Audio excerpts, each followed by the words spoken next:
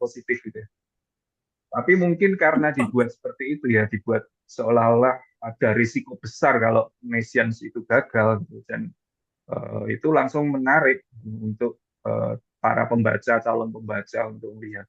Tapi sebenarnya kalau dilihat baik-baik ya di dalam buku itu, kalau saya lihat fail yang dimaksud itu bukan lantas ambiar ancur, itu enggak, cukup nggak perform aja, apa lebih nggak berkinerja lah, intinya ada banyak urusan kemiskinan, sementara tetangga sebelahnya lebih makmur, yang satu orangnya migrate ya keluar, imigrasi, yang satu hidup nyaman. Jadi sebenarnya contoh-contoh yang ada nggak banyak sih tentang peperangan, tentang ini apa ancur-ancuran, itu nggak. Jadi definisi yang saya pahami ya dari kata fail di dalam buku WNF tadi sebenarnya lebih pada ya kurang bisa mengelola sumber daya aja. Tapi kalau ada indikator yang lebih kompleks lagi, ini sebenarnya sudah sering ya kita lihat ya, Fragile Stage Index, dulu namanya Fail Stage Index, ini lebih lengkap.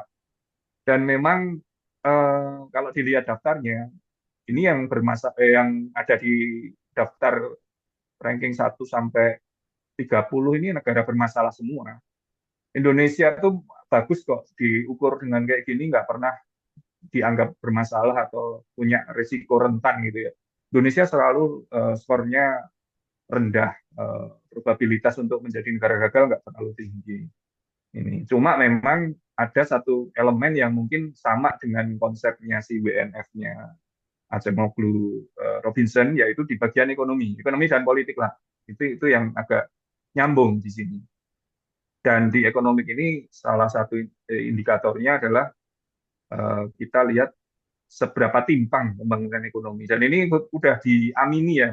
Memang kalau negara apa kekayaan itu timpang, kesejahteraan itu timpang, negara itu rawan lah istilahnya. Nggak cuma gagal ya, mungkin ya bisa banyak hal. Pak Prabowo sendiri udah mention kan 2 hari yang lalu ya di depan, ya ngomongnya kok ya pas di Brasil. Brasil juga isunya kan gitu, ketimpangan. Jadi ya sama sebenarnya persoalannya. Yang kaya kaya banget, yang miskin miskin banget, dan itu sebenarnya warning ya. Warning menuju negara yang itu tadi yang fail. Nah, oke, saya mau loncat sedikit ke, kalau tadi buku lah, buku udah banyak dikupas. Saya coba geser ke authornya, ke pengarangnya, yang kebetulan ada tambah satu ya, Johnson. Mereka bertiga ini mendapat hadiah Nobel 2024. Sebenarnya juga sudah dijelaskan ya dengan baik, mereka menang Nobelnya itu karena bisa menjelaskan kenapa ada negara kaya dan negara miskin gitu ya.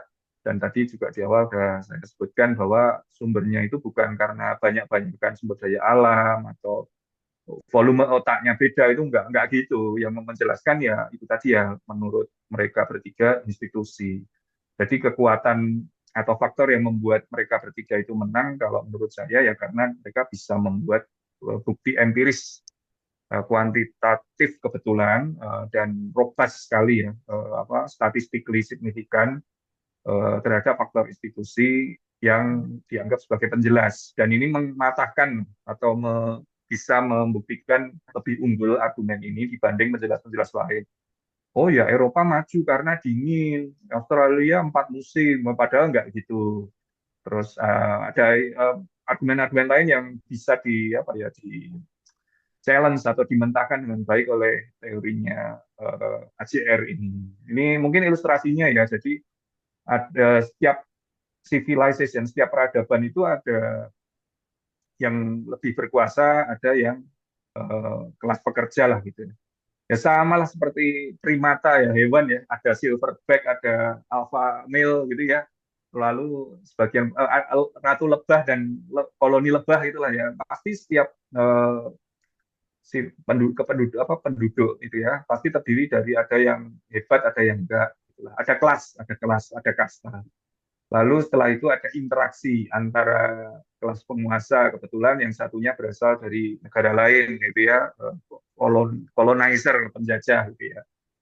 Terus setelah itu seiring dengan waktu masuklah revolusi industri, kelas pekerja ini bisa naik kelas gitu ya, kelas warga, kelas hamba sahaya, khalayak ini bisa naik kelas dan bahkan bisa melebihi kesejahteraannya bisa melebihi yang tadinya kelas bangsawan, kelas raja-raja. Gitu. Nah ini apa ada trajektori ya, lintasan seperti itu. Lalu ada pula ilustrasi yang menarik. Jadi kalau misalnya ini sebenarnya banyak sekali ketika menulis ini saya lihat porsinya James Robinson dan dia pasti mencontohkan dengan contoh di Inggris ya, Magna Carta, Glorious Revolution yaitu peristiwa ketika kelas bangsawan, pemimpin itu ya, raja, ratu terpaksa harus berkompromi dengan khalayak ramai ya, khalayak yang lebih luas, khususnya ketika terjadi masalah.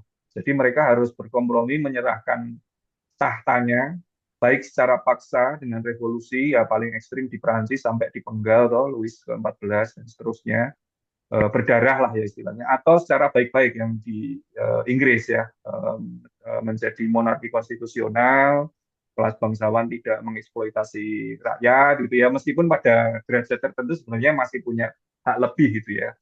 Tetapi di sini bisa ada dua cabang dan ini suatu keniscayaan ya, ketika ada suatu persoalan, ada trigger lah biasanya revolusi terjadi dan seterusnya. Ketika nggak ada trigger, biasanya juga nggak ada apa-apa. Raja tetap dihormati meskipun nggak perform amat gitu ya, itu juga nggak masalah dan itu juga ya eh, wajar lah ya, karena untungnya apa sih? Ya, risikonya juga besar kalau memberontak dan sebagainya kayak gitu. Nah, ini sebenarnya juga sudah sebenarnya paper yang membuat mereka menang Nobel, ya inilah salah satunya yang paling influensial 2001, Colonial Origins of Comparative Development. Ini juga secara empiris menunjukkan bahwa dulu itu negara-negara Eropa ya khususnya ya, yang sebagian besar punya koloni, dia memperlakukan wilayah jajahannya ada berbagai macam, tergantung dari kondisi dan tantangan alam. Misalnya untuk di Kongo karena nggak nyaman ditinggali ya udah kita ekstraktif saja. Sementara kalau yang lain yang kira-kira bisa dihuni dalam jangka panjang ya memang ditata seperti mereka tempat asal mereka gitu ya. Dan itu yang akhirnya berpengaruh lebih apa banyak gitu ya.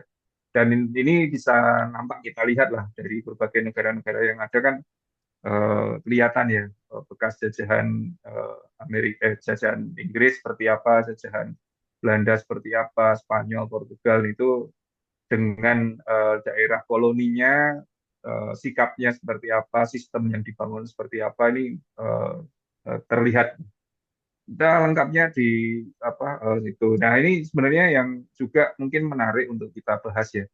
Oke lah, kayaknya pemenang Nobel tadi dia diberi penghargaan karena bisa menunjukkan bahwa institusi itu jadi kunci dan yang membuat institusi itu baik kok ya kebetulan contoh-contohnya atau kata kunci yang diambil itu negara-negara yang dijajah itu tadi ya. Dan mereka juga memasukkan di dalam permodelan dalam analisisnya bentuk-bentuk negara penjajahnya, tipe-tipe penjajahan dan seterusnya. Nah, di sini baru mulai timbul. Jadi kok kayaknya ada semacam kesan melegitimasi kolonialisme gitu ya. Padahal sebenarnya di samping mereka menata sistem, membuat sistem gitu ya, kita juga nggak boleh lupa dong dengan berbagai hal negatif ya yang muncul dari peristiwa penjajahan gitu ya. Dan bahkan mungkin masih diwariskan sampai hari ini gitu ya, supremasi Barat dan seterusnya. Jadi eh, dan mengherankannya juga ketika ada pertanyaan-pertanyaan itu ya disampaikan atau ditanyakan ke mereka bertiga, mereka juga nggak terlalu merespon dengan baik terkait itu. Ya istilahnya kalau orang-orang ini apa ilmuwan ya bebas nilai. Ya saya nggak melihat ke situ dia sebenarnya dia lebih melihat bahwa faktanya seperti ini, empirisnya seperti ini, dan untuk soal-soal terkait value dan sebagainya mereka nggak terlalu ini ya sejauh ini nggak terlalu peduli. Begitu pula kritik-kritik lain, sebenarnya banyak kritiknya, mungkin nanti bisa disimak saja. Kayak Jared Diamond ini masih insist lah geografi itu sebagai penjelas. Jeffrey Sachs insist itu tadi faktor ignorance ya, ya kombinasi dengan geografis. Fukuyama juga punya pendapat masing-masing, Easterly juga. Jadi banyak sih yang mungkin masih berseberangan. Tapi balik lagi, mereka semua yang mengkritik ini, sayangnya tidak bisa mengcounter sebaik dengan bukti empirisnya si AJR. Kalau AJR kan udah hebat banget, dia pakai istilahnya bukti-buktinya robust gitu ya. Dan ketika dijual bukunya pun dalam bentuk buku populer seperti WNF itu lebih meyakinkan gitu ya, lebih bestseller. Jared Diamond bukunya sebenarnya oke juga. Saya senang, saya lebih pertama kali berinteraksi dengan diskursus macam ini ya. Negara kok ada yang kaya, ada yang miskin, ini saya kenalannya lewat buku-buku Jared Diamond. Tapi ya itu tadi, menurut sudut pandang ramai ya, ilmuwan ramai yang menjadi stakeholder penilaian ini, mungkin lebih empirisnya AJR daripada dongeng yang dikisahkan oleh Jared Diamond ini. Nah ini yang sering dikutip dan kayaknya juga sering dibahas juga ya. BNF ini kayaknya kekuatan ceritanya itu karena membandingkan. Nah ini sebenarnya juga metode yang makin umum ya kalau metode kuantitatif di ekonomi, ilmu sosial gitu kan, eh, bisa lebih robust itu kalau kita ada variabel treatment dan kontrol untuk kelompok yang kurang lebih mirip ya, hampir sama gitu. Misalnya yang kalau dicontohkan di buku kan dua ini ya, di Sonora terbagi dua, ada yang wilayah Meksiko, ada yang wilayah Amerika. Sama suku-suku Indiannya mayoritas, cuma kok kesejahteraannya berbeda. Ini saya cuma ambil yang PDB per kapita, tapi sebenarnya lebih banyak lagi dimensinya, dari mulai tingkat kesehatan sampai eh, angka partisipasi pendidikan itu jauh jomplang memang. Sonora, Nogales Sonora ini ketinggalan banget, kasihan lah intinya. Sementara yang di Arizona mapan, padahal mereka tuh sebenarnya satu etnis, satu ini juga, satu geografis juga, nggak ada beda iklim, nggak ada. Tapi kok beda level kemakmuran. Nah, ternyata dikupas tuntas sama eh, di buku WNF ini, sistem lah ya, kuncinya ujung-ujungnya sistem, institusi gitu ya, kelembagaan. Nah ini yang contoh lain lagi yang lebih lebih mencolok lagi lah. Korea Selatan, Korea Utara, bahasanya sama, etnis sama, semua homogen lah ya.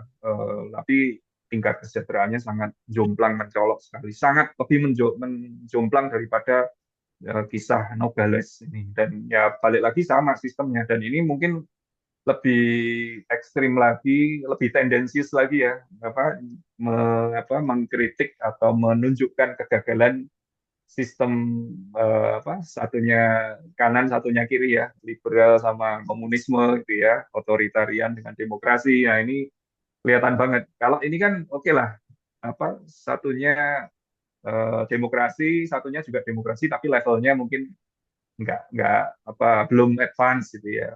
Satunya nggak otoritarian, yang satu juga nggak otoritarian, tapi yang mungkin satunya masih nggak terlalu bersih gitu lah ya, masih agak korak-korak dikit. Nah, kalau yang Korea kan memang benar-benar beda.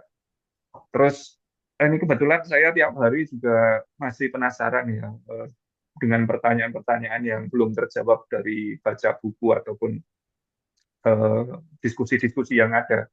Kenapa negara yang satu bisa kaya, kayak yang satu bisa miskin? Dan kalau memang benar kuncinya di kelembagaan atau institusi, gimana sih bikin institusi yang baik gitu ya. Nah ini saya baru nemu satu lah yang kira-kira agak menjawab. Ya memang harus state capacity, negaranya harus kuat dulu, harus punya kemampuan tadi ya, menegakkan peraturan gitu ya, property rights, kepemilikan, bisa memastikan pajak gitu ya, bisa memajaki dengan baik. Ya pajak ini memang nggak gampang. Negara-negara kaya, negara maju itu kekuatannya memang di taxation ini, dan mereka nggak protes warga-warganya. Warga Skandinavia dipotong separuh ya pajaknya. Mereka nggak protes karena katanya ya nerimo karena fasilitasnya juga baik gitu ya. Sementara kita PPN mau jadi 12% aja udah geger ya. Nah, terus yang satu lagi ya memang politik ini memang harus kuat juga. Artinya nggak terlalu ekstrim gitu ya. Ini tiga hal inilah kayaknya yang akan menjadi modal kalau memang mau bikin baru institusi yang baik gitu ya, membuat negara dengan baik. Nah, saya juga pernah nulis juga dari rasa penasaran ini, kebetulan ini masih apa amatiran lah, saya juga belum terlalu banyak baca berapa tahun yang lalu.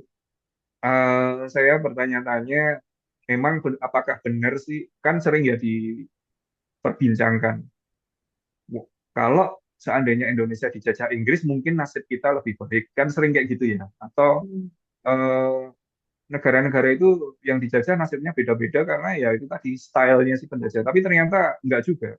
Jajahan Inggris yang jelek juga ada gitu ya.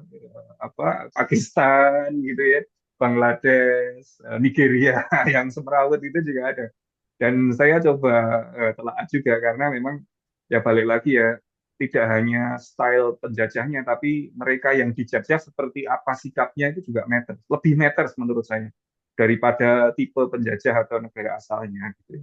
Dan itu mungkin akan berpengaruh sampai nanti kita pengen jadi negara seperti apa, itu mungkin akan kena dampaknya ya. Jadi mereka yang dijajah oleh kelompok ini dan tipe yang dijajahnya seperti apa, ke depan itu paling mentok cuma jadi negara apa gitu ya. Itu mungkin dugaan saya akan seperti itu arahnya. Gitu ya.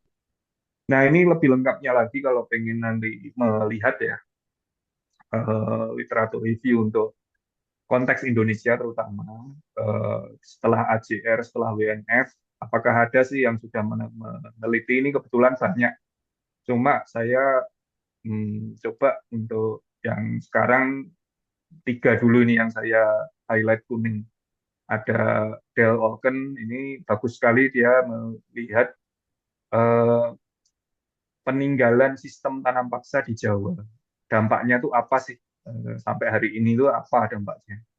Lalu dampak korupsi yang ditinggalkan oleh VOC dan pemerintahan kolonial Belanda ke sekarang ini itu seperti apa? Ini Kroze 2021.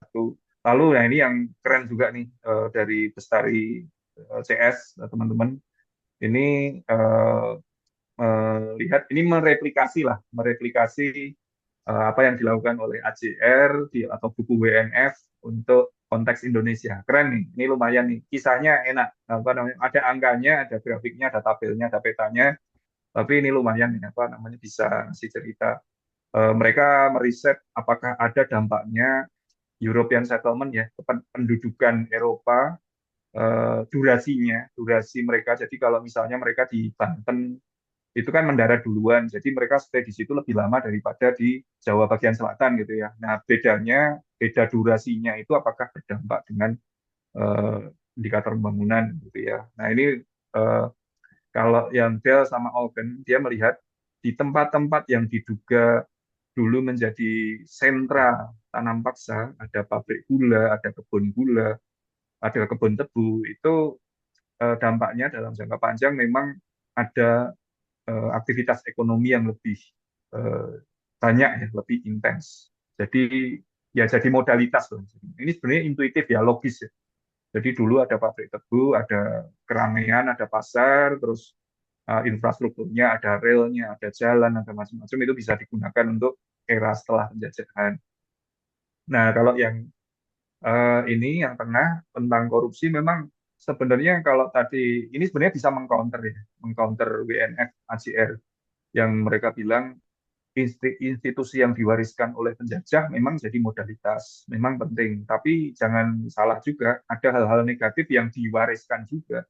Salah satunya korupsi ini. Dan rupanya kalau saya baca detail memang sudah mendarah daging ya. Memang beda ya tipe penjajahan ini apa Belanda dengan yang lain. Eh, Pemahaman atau pemakluman terhadap korupsi, ordal gitu itu memang parah lah. Yang Belanda ini memang agak-agak ini apa namanya mudah gitu ya menerima seperti itu dan mempraktekkan. Dan maka dari itu ya kita sebagai negara yang dijajah juga niru mewarisi dan jadi semacam apa ya pemakluman ya. Nggak apa-apa lah dengan ulah kasihan lah gitulah. Jadi itu menjadi embedded ya tertanam.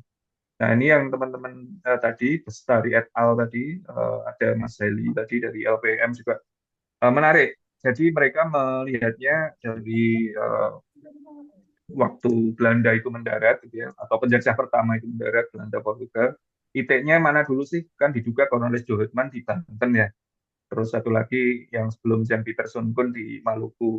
Nah, mereka kan termasuk yang lama. Tapi setelah lama ini, dampaknya apa gitu ya? Nah, ternyata menurut para penulis, length of settlement berhubungan dengan secara negatif dengan PDB per kapita, inequality, dan poverty. Jadi lebih lama mereka menjajah, lebih menderita orang-orang atau wilayah yang berada di seputaran itu. Bukannya makin pinter, oh kita ngikut sistemnya atau apa, tapi malah malah merosot gitu ya. Ternyata menurut mereka seperti itu. Jadi ya mixed result ya. Kita bisa mengcounter atau lihat lebih detail lagi dengan konteks yang berbeda kita. Misalnya nih Indonesia, mungkin di negara lain, tadi kan Arizona seperti itu, Korea Utara seperti itu, dan seterusnya. Nah, ini sebenarnya setelah baca WNF atau lihat tulisan-tulisannya AJR, ini saya jadi kepikiran ya, mungkin juga sebenarnya sudah dilakukan atau banyak yang berpikir pula.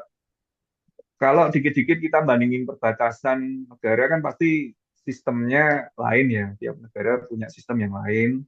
Terus meskipun kalau perbatasan itu kan cirinya orang-orangnya itu harusnya mirip gitu ya. Orang Batam banyak orang Melayu, orang Singapura tadinya banyak orang Melayu, Jawa Baru jelas banyak Melayu. Tapi kok bisa kesejahteraannya beda-beda, harapan hidupnya kok beda-beda, kesehatannya beda-beda, tingkat keamanan dan seterusnya beda-beda. Saya ketinggalan handphone di MRT nggak bakal diambil.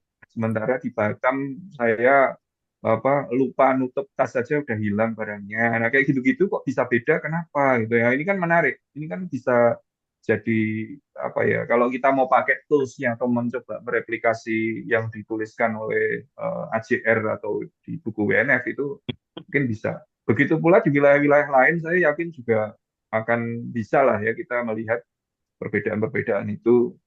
Dan ini juga kesempatan kita melihat apakah memang benar sih institusi atau lembaga atau apapun, jangan-jangan memang ada variabel lain yang siapa tahu ya, saya nggak tahu juga nanti si mereka bertiga pemenang Nobel ini masih luput gitu ya, ada faktor-faktor penjelas lain itu. Nah, ini juga di Timor Leste. Timor Leste ini mungkin kalau saya lihat ya dengan NTT ya mirip-mirip ya, mirip dari etnis tapi juga mirip kesejahteraannya juga so-so ya, so-so terus persoalannya juga so-so, apa namanya, walaupun mungkin kalau dari sisi growth-nya sekarang ini ya NTT mungkin masih lebih baik, tapi kita nggak tahu dalam jangka panjang, siapa tahu mereka ada reform ya, perbaikan besar di Timor Leste bisa overtake NTT, siapa tahu. Tapi kalau sekarang sih mungkin kita growth-nya sedikit lebih baik.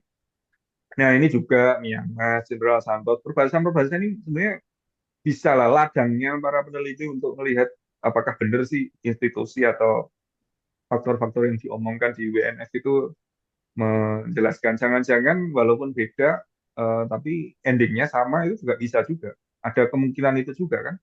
Sama-sama makmur juga, mirip-mirip lah makmurnya. Tapi yang satu basisnya General Santos kan manufaktur ya, pengalengan ikan. Yang satu mungkin ya wisata, atau mungkin memang yang satu sudah autopilot, yang satu masih perlu subsidi. Ini subsidinya luar biasa loh. Miangas itu untuk beroperasi seperti apa pegawai negerinya dan seterusnya itu setahun butuh berapa ratus miliar ya, yang di badan perbatasannya Kemdagri itu loh, saya kemarin nemu angkanya. Intinya pulau-pulau terluar itu memang butuh disubsidi. Mereka nggak bisa, belum bisa autopilot gitu ya. Masih perlu transfer lebih banyak daripada hasil-hasil yang diperoleh di wilayahnya. Sementara kalau yang Jenderal Santos kan udah dari dulu dia pabrik udah ratusan tahun dan seterusnya gitu. Nah ini menarik sih sebenarnya. Papua, PNG ini menarik juga. PNG Warung harus ada jerujinya ya, buku-bukunya Agustinus Wibowo, teman-teman kalau suka baca di Kompas juga dia nulis berseri kan pengalaman di PNG dibandingkan dengan Papua. Mirip-mirip etnisnya, mirip-mirip secara ciri-ciri fisik tapi beda nasib gitu ya. Masih sering kisruh kalau di PNG, bahkan wali kota PNG itu cita-citanya ngiri ya, iri supaya bisa seperti Jayapura gitu kan, ya udah luar biasa kan mereka apa ketertinggalannya gitu ya. Padahal sebenarnya mereka ya tinggal di wilayah apa potongan pulau yang sama kan. Jadi beda nasib, beda trajektori pembangunan dan seterusnya gitu ya. Ini menarik juga. Nah, ini juga saya berpikir ya, yang ditulis di WNF AJR ini apakah relevan juga untuk mengupas masalah-masalah yang kekinian lah. Mungkin teman-teman juga udah paham lah, kita tuh isu besar sekarang berantas judi online. Oke, kalau judi online-nya di sini, di server kemarin itu apa? Di Jakarta Barat ya gampang disikat lah, gampang diblok, gampang diciduk. Tapi kan mereka cerdas ya, sejak tahun lalu, 2 tahun lalu kan pindah ke Kamboja, ke Sihanoukville. Dan menariknya kalau dicek di Google Map, ini coba nanti teman-teman lihat. Udah banyak kan jualan pecel lele, angkringan, bakso, nasi padang gitu kan yang di dekat-dekat Sihanoukville ini. Ya diduga mereka ini ya muncul karena banyak pekerja atau WNI di sana dan kerjaannya mungkin ya judi online ini, admin slot, IT support dan seterusnya. Dan ini kan jadi masalah ya. Walaupun di Kamboja ini legal, judi ini legal. Dan apalagi kalau apa usernya bukan orang mereka, mereka kan mungkin nggak peduli. Tapi buat kita kan masalah. Nah ini kan sebenarnya eh, kalau dipandang dengan perspektif WNF atau ACR ini yang gagal siapa? Yang masalah yang di Kambojanya atau kitanya gitu ya. Terus jangan-jangan mungkin memang eh, institusi atau yang gagal-gagal ini memang di-maintain karena ada yang diuntungkan gitu ya. Ada yang take profit lah, take some benefit. Walaupun kita munculkan ini masalah banyak yang bunuh diri karena apa gagal bayar hutang dan sebagainya, tapi pasti ada yang diuntungkan ya. Dan ini terpelihara sampai saat ini. Nah tadi saya nonton podcast Deddy Corbuzier lah pas jalan ke sini kan saya commute lumayan sejam sama Pak siapa mantan Menkominfo itu ya Budi Ari. Budi Ari. Nah, Budi Ari kan tadi bilang sebenarnya gampang atasi masalah ini dan tinggal tunggu waktu dah. Jadi dibuka apa akan tinggal tunggu waktu aja lah, tinggal dibersih-bersihkan aja. Terus kalau dengan Kambojanya mereka kayak melindungi gitu ya, ya akan disikat juga. Jadi kita nggak akan apa nggak bisa lah nantinya mengatasi masalah ini kan saya pikir rumit, complicated. Ternyata kata Pak Budi Ari tadi di podcast nggak masalah. Nanti kita sikat. Jadi mungkin TNI akan menggerebek ke sana dan sebagainya tanpa kulon dengan angkatan Kamboja seperti apa dulu Navy SEAL jemput Osama bin Laden dan sebagainya akan kita praktekkan katanya kayak gitu kan. Jadi ya kita lihat aja. Nah ini menarik ini apakah apa namanya yang fenomena-fenomena ini kan mungkin satu contoh ya judi online dan sebagainya. Tapi mungkin juga ada isu-isu lain lah yang melibatkan eh, negara lain atau dengan konteks yang lain pula. Nah itu satu hal. Terus saya juga berpikir nah, ini mungkin juga pemantik. Harapan saya jadi pemantik diskusi sore hari ini atau besok atau kapan setelah baca WNF ini sebenarnya saya teringat buku-buku yang pernah saya baca yang lainnya. Ada limit to growth, ada macam-macam ini ya. Intinya kalau yang buku-buku 1, 2, 3 ini berbicara, udahlah kita tuh nggak usah ngoyo jadi negara maju-maju gitu ya. Cukup jadi negara yang anu aja, ya cukup lah ya istilahnya. Gini-gini Seimbang, aja. seimbang. Jadi terpenuhi semuanya gitu ya. Terus tanpa harus ini aja lah, mengulas lebih banyak tentang institusi dan sebagainya, tapi yang penting itu seimbang. Dan terkait institusi sendiri, ini buku Mas Sukarto ini yang terkenal juga, Entrepreneurial State. Jadi negara ini memang bisa bertindak sebagai pengusaha, begitu pula sebaliknya ya pengusaha bisa. Jadi kolaborasi dan sebagainya ini ada di sinilah. Terus kita juga punya macam-macam lah ya, ekonomi Pancasila, ekonomi syariah, dan seterusnya ada alternatif loh yang mungkin bisa menjelaskan siapa tahu institusi atau modalitas-modalitas yang disampaikan BNF AJR ini mungkin eh, nggak tepat-tepat amat, tapi kita punya hal yang lebih pas gitu ya. Dan jadi setelah baca buku-buku yang lain ini ya dibandingkan dengan BNF AJR ini, saya timbul pertanyaan-pertanyaan di bawah ini ya, 6 ini. Ini mungkin bisa menjadi bahan juga. Yang pertama, apakah semua negara itu perlu menjadi negara maju? Bisa dan perlu menjadi negara maju. Yang kedua, apakah mungkin semua itu jadi negara maju atau kalau konteksnya orang, apakah bisa semua itu kaya, pinter semua itu Kak? Kayaknya enggak. Kalau enggak, proporsinya itu yang seperti apa? Gap-nya seperti apa? Itu yang idealnya seperti apa? Nah, lalu apa sih yang membuat negara ini apa mentok gitu ya? Meskipun dia sudah berupaya keras gitu ya, kok udah coba praktekkan resep-resepnya WNF AJR tapi kok nggak maju-maju gitu ya. Jangan-jangan ada itu pula. Lalu, nah itu ya sama ya pertanyaan keempat, kalau sudah diperbaiki, apakah lantas menjadi maju? Lalu ada ukuran-ukuran yang lain yang mungkin kita bisa lihat. Jangan-jangan nanti kita maju tapi menghadapi masalah yang lain. Nah, gimana indikator-indikator kebahagiaan, kedamaian, spiritualitas, keamanan, dan seterusnya itu kan banyak hal lah ya. Jangan-jangan suatu negara memang nggak terlalu pengen maju-maju amat secara ekonomi gitu ya, tapi dia lebih memprioritaskan yang lain gitu ya, yang sering diangkat seperti Bhutan atau negara-negara apa gitu ya, yang mungkin sudah zona nyaman, tapi pada level yang berbeda gitu ya. Skandinavia yang nggak bercita-cita jadi penguasa seperti Rusia atau negara-negara lain yang nggak perlu kita jadi penguasa dunia atau apapun itu kan kepulauan kecil ya Pasifik kayak gitu-gitu. Nah ini mungkin kalau ya moga-moga dengan apa forum ini ya forum kita saling membaca ini kita juga bisa saling bercerita apa-apa yang sudah kita baca. Kalau saya sebenarnya nggak terlalu banyak. Kalau saya banyak baca ini biasanya juga nggak tuntas-tuntas amat. Tapi ini yang ada di layar ini menarik semua lah. Bagi saya nih topiknya relate dengan WNF AJR dan mungkin bisa melengkapi apa yang sudah saya baca gitu ya. Kayak Pak Iqbal tadi nanya ya kenapa Singapura sukses ini sebenarnya ada di buku ini Pak. Ini di perpus kayaknya juga ada deh. Ini buku klasik orang-orang pembangunan lah. Kok bisa negara miskin jadi negara kaya ini ya. Mungkin contoh lain Korea. Tapi kalau Singapura contohnya apa resepnya ada tiga Pak. Kalau nanti apa belum sempat baca buku tiga itu satu bahasa Inggris. Anak itu wajib bahasa Inggris di sekolah wajib bahasa Inggris. Justru yang bahasa etnis itu porsinya 50%. Jadi bahasa Inggris minggu 6 jam, bahasa Mandarin buat etnis Cina itu 3 jam, buat bahasa Melayu buat orang Melayu 3 jam, bahasa Tamil buat orang India 3 jam. Tapi bahasa Inggris harus lebih banyak. Meskipun nanti nggak dipakai, tapi di sekolah atau di tempat kerja bahasa Inggris. Yang kedua, keterbukaan. Yang tadi saya sebutkan, Mbak, di sini itu welcome, nggak ada pembatasan tenaga kerja asing. Di sini nggak ada heboh-heboh berita seperti kita kalau apa tenaga kerja Tiongkok bikin kereta cepat itu kan rame. Di sini nggak ada. Di sini mau 100% tenaga kerja asing nggak masalah. Nggak ada pungutan tenaga kerja asing, nggak ada diskriminasi. Ini apa namanya sangat menentukan karena mereka bisa narik talent dari manapun. Yang ketiga meritokrasi. Ini sebenarnya klasik ya. Ya kita juga udah mencoba itu. Tapi meritokrasinya Singapura sudah dimulai sejak tahun mereka merdeka 65.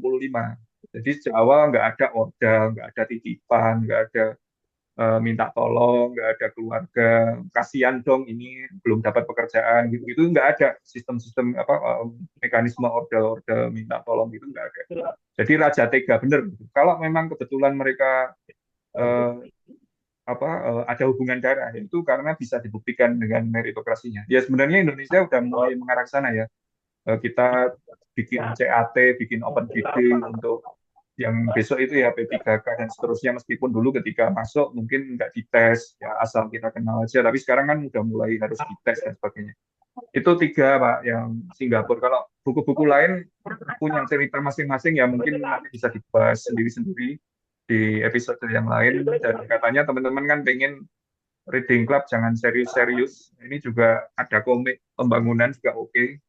Walaupun kontennya pembangunan Pembangunan tapi ada. Ini kan tetap ada. ini dulu saya koleksi buku Terus ini kerja ya Kak. manga Jepang, terus ini yang dari World Bank dibantu sama seniman-seniman Jepang juga tentang Millennium Village juga bikin dalam bentuk manga. Komennya Lee Kuan Yew jelas juga udah banyak kayaknya setiap anak di sini udah baca.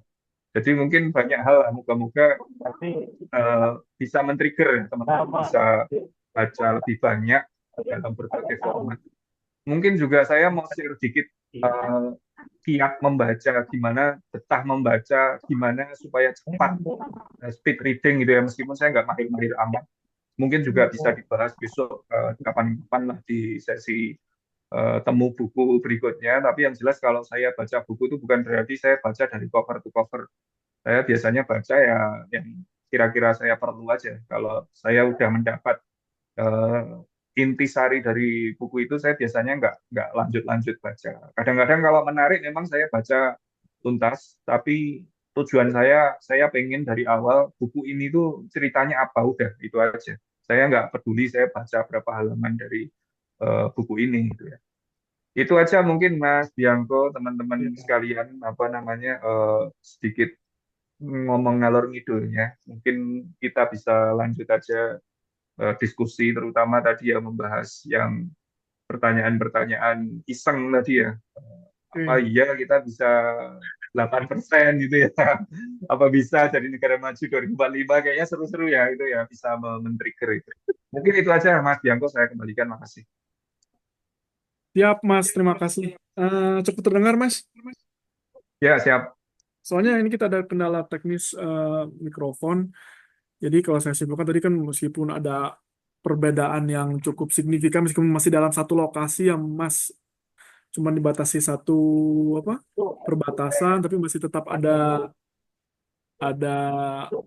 apa ya, masih ada perbedaan cukup jomplang juga, kayak tadi juga Batam Singapura, terus Singapura Johor Baru, tapi itu kan dilihat cuma angka-angka aja ya Mas. Lalu saya juga tertarik yang apa ya, yang terkait dengan eh, revolusi juga ada apa, demokrasi yang demokrasi dia cenderung lebih makmur, lebih inklusif, sedangkan yang nggak demokrasi dia lebih, ya yang nggak demokrasi dia lebih buruk lah gitu negaranya, dalam artian dia nggak makmur dan miskin gitu. Sedangkan kalau saya lihat di Singapura sendiri dia kan apa ya, cukup otoriter ya Mas, ya betul nggak Mas? Tapi dia bisa Iya, semaju nggak ada demokrasi. ya. Apa demokrasi ada, tapi nggak sebebas demokrasi ala Barat gitu ya.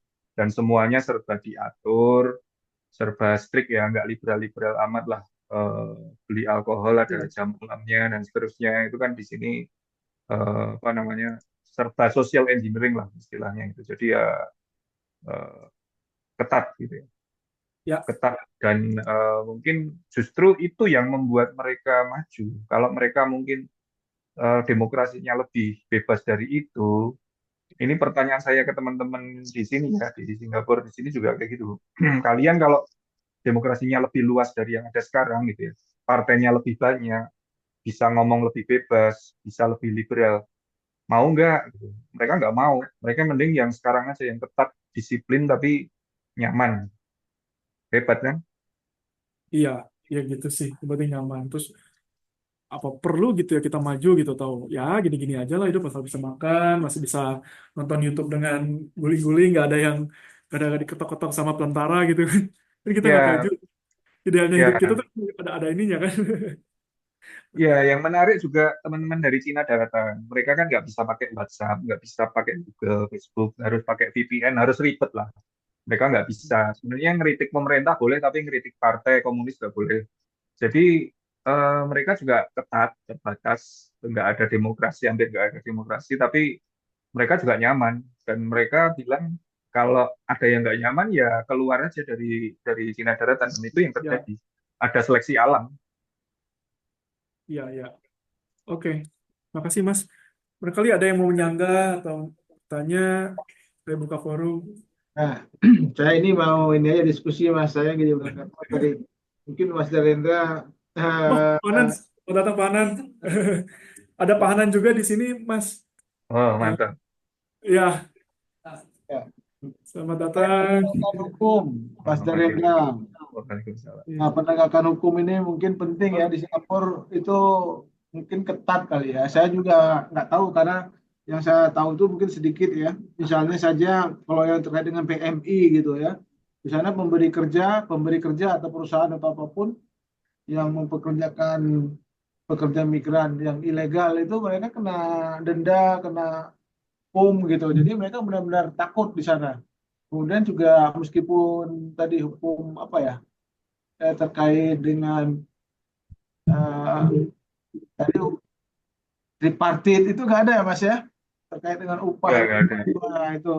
Namun demikian aturan ketenaga kerjaan di sana misalnya yang saya tahu itu ya eh, perusahaan nggak berani mempekerjakan pekerja ilegal tadi. Memang ada yang mempekerjakan, ada juga kasus-kasus dari Singapura, tapi memang pemberi kerja itu sangat takut tuh kalau ketahuan. Nah ini nih berarti di sana tuh penegakan hukum Pak Mas Darendra ini nggak tahu nih. Mungkin dari sisi Iya, iya. penegakan hukum itu seberapa kuat. Nah kemudian juga korupsi barangkali korupsi eh, ini kali ya atau kecil banget gitu atau memang nggak ada sama sekali. Itu dua itu Mas. Nah, sehingga mereka bisa negara itu bisa maju gitu. Ya, ya benar Pak. Tadi kan saya sebut tiga ya, bahasa Inggris, keterbukaan, sama meritokrasi. Sebenarnya kalau di podcastnya Pak Gita Wirjawan itu kan selalu mention ya Singapura selalu dirujuk dan dia selalu mention Singapura ini penegakan regulasinya bagus, penegakan hukumnya. Mereka disebutnya country country of law. Sementara kalau negara seperti Indonesia kan country of lawyer.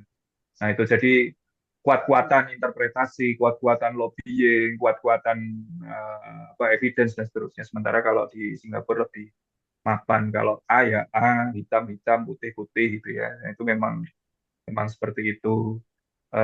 Saya pikir kaku gitu ya, tapi ternyata sebenarnya ada ruang-ruang fleksibilitas juga loh. Ada ruang-ruang apa ya kayak saya dengar kemarin itu kasihan juga kalau pekerja migran dia nggak sengaja misalnya nebang pohon atau buang sampah sembarangan karena nggak sengaja, karena nggak tahu. Mereka pertama kena denda dulu, di pidana dulu, dinyatakan bersalah dulu, diproses. Terus setelah ketahuan kronologinya gitu ya, oh ternyata ada persoalan apa gitu ya, edukasinya, atau dia memang nggak tahu dan seterusnya, dia dapat pengampunan gitu. Jadi nggak ini amat apa namanya strik-strik amat, tapi memang sistem harus jalan dulu, harus tegak dulu. Termasuk yang tadi ya korupsi gitu ya. Tadi kan saya sebut ordal gitu ya. Ordal itu nggak ada. Kalau cari pekerjaan ya sesuai dengan kebutuhan yang sudah disampaikan dan bisa asal lolos seleksi ya dia bekerja. Jadi nggak usah repot-repot. Wah saya nggak punya orang di dalam sana yang bisa bantuin. Nggak perlu seperti itu. Nggak.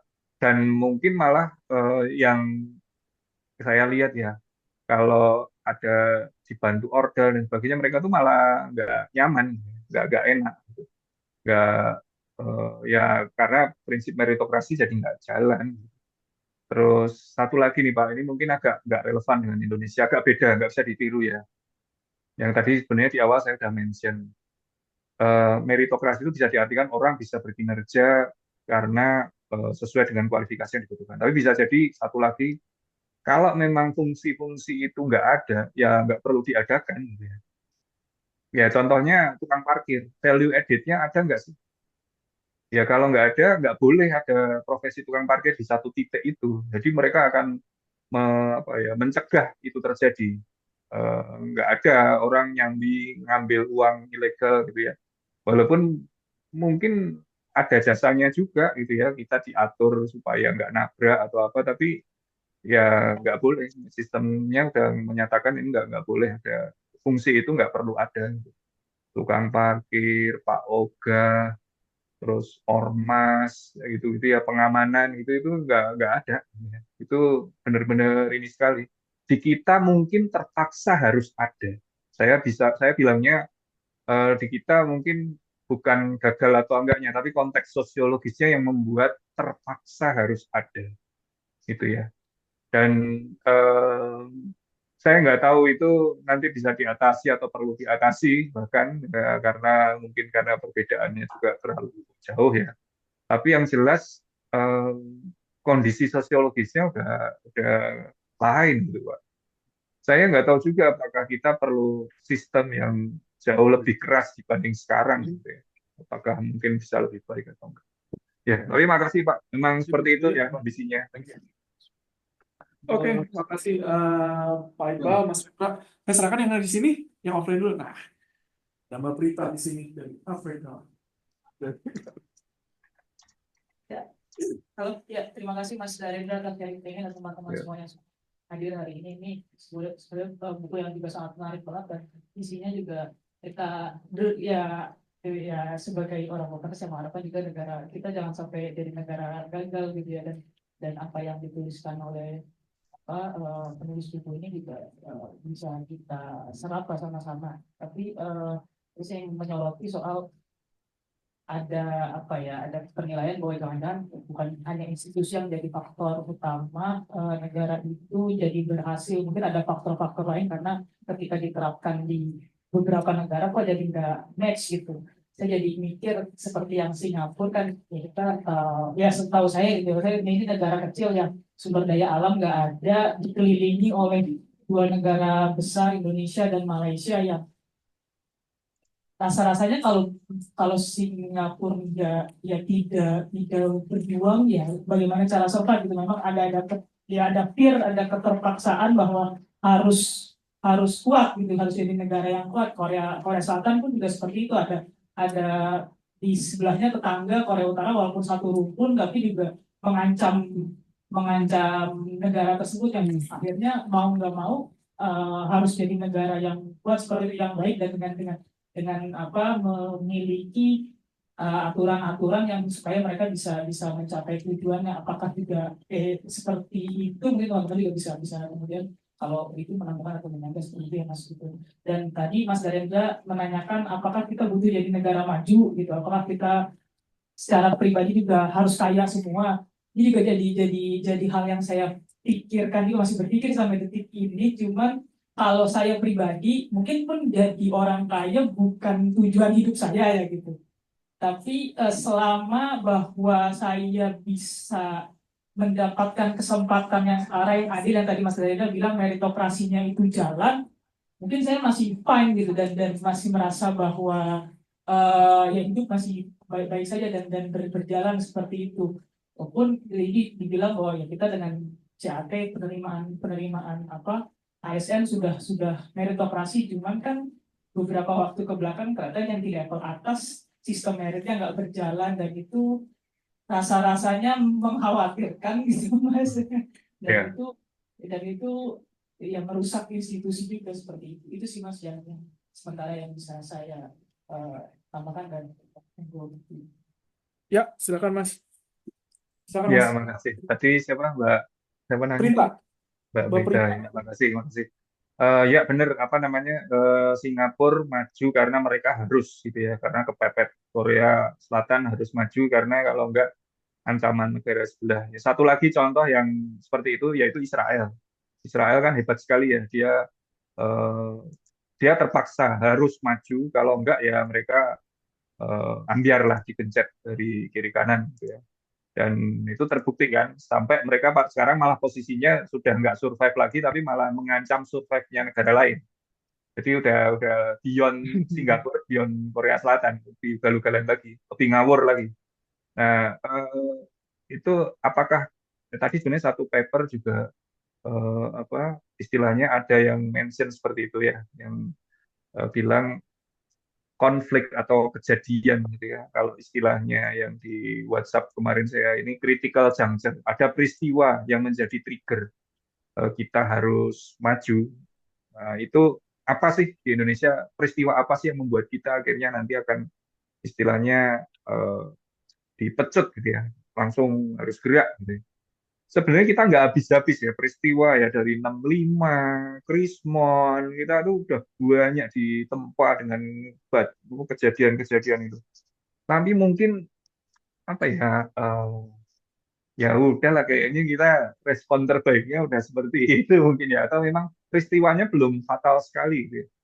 Tapi ada beberapa ya istilahnya critical juncture agak lokalan di Indonesia yang membuat trigger perbaikan, yaitu tsunami, GAM berdamai, terus pembangunan Aceh, terus macam-macam gitu ya. At least walaupun nggak optimal-optimal amat, terus jadi kayak Korea atau Singapura sih kayaknya belum ya.